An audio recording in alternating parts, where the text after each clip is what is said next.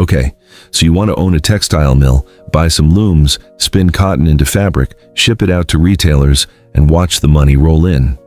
Here is what most people picture: massive machines humming non-stop, bales of raw cotton rolling in one end, crisp folded fabric rolling out the other, and a Made in USA label stamped on something that basically prints cash by itself. After all, everyone needs clothes every single day, forever. Surely that kind of guaranteed demand has to end up as guaranteed profit. Here's the truth. Two mills that ran for decades, one in Whiteville, North Carolina, and one in Sanford, both shut down within the same year, for two completely different reasons. That's the real story of owning a textile mill in the modern era.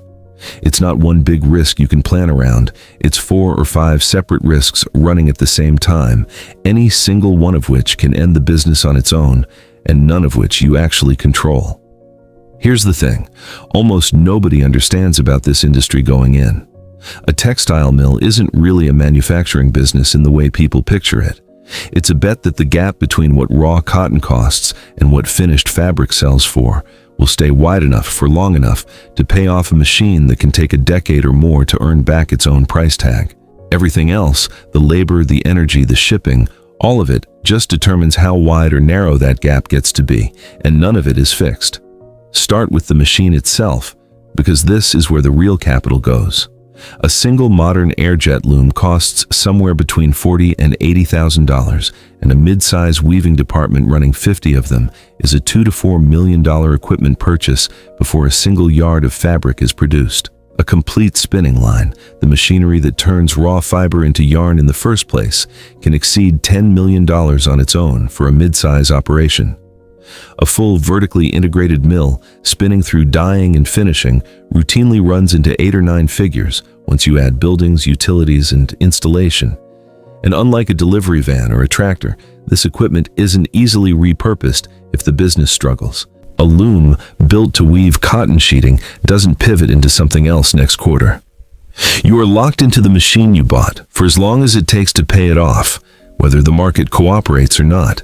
Most of that machinery gets financed, not paid for outright, which means before a single spool of thread is sold, the mill is already carrying years of debt service on top of everything else. And here's the trade-off nobody advertises.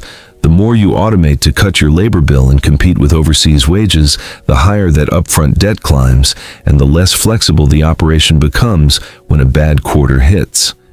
A mill with older, mostly manual equipment can scale production up or down with the size of its workforce. A mill that spent millions on high-speed automated lines still owes the same loan payment whether the machines are running at full capacity or sitting idle, which turns a slow month into a genuinely dangerous one. Once the machines are running, they need something to run on, and that's where the volatility really starts.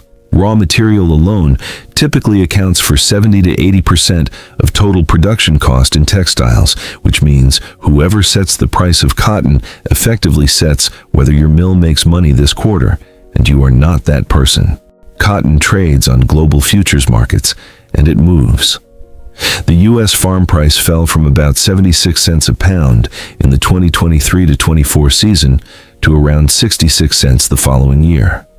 Monthly price swings in cotton futures have historically run as high as 60% in volatile years.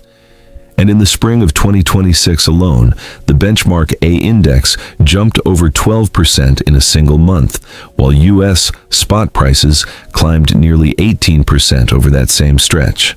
Here's the part that actually hurts. Mills usually can't pass those spikes straight through. Yarn and fabric prices are often locked into contracts for weeks or months at a time, so when cotton jumps, the mill absorbs the hit first and negotiates a price increase with its own customers later if it can negotiate one at all. The mill is squeezed from both directions, paying today's cotton price while collecting yesterday's fabric price. If you want to see how a mill actually models cotton exposure against a fixed sales contract, that's a spreadsheet worth building, so tell me in the comments if you'd want that breakdown, because it explains exactly why so many mills eventually fail, even when they're technically fully booked with orders. Then there's energy. And this is the risk that gets the least attention until it's the one that actually closes the plant, which is exactly what happened in Sanford. Spinning and weaving equipment runs around the clock. Dye houses need constant heat, and climate control across a facility the size of several football fields never really turns off. When regional energy prices spike, and they have repeatedly in recent years, that cost lands directly on a mill's operating statement with no cushion, because unlike cotton, you can't hedge your way out of a utility bill. A mill running on thin, single-digit margins can watch an energy cost increase alone erase the entire quarter's profit, which is precisely the explanation the Sanford plant's own leadership gave when they shut it down. Not a bad product, not a lost customer, just a utility bill that grew faster than the business could absorb it.